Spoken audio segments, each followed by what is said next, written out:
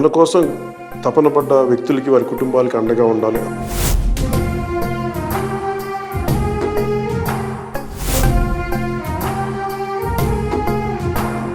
క్షేత్రస్థాయిలో ముఖ్యంగా పోరాట యాత్ర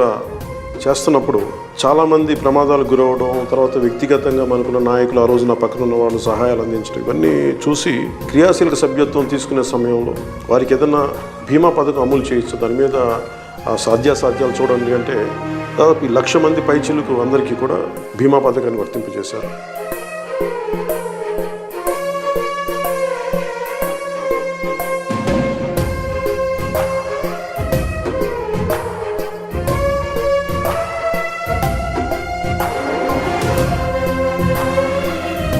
ప్రతి నియోజకవర్గంలో కూడా జన సైనికులు, వీర మహిళలు, జనసేన నాయకులు ప్రతి ఒక్కరు ముందుండి ఈ ప్రోగ్రాంని విజయవంతం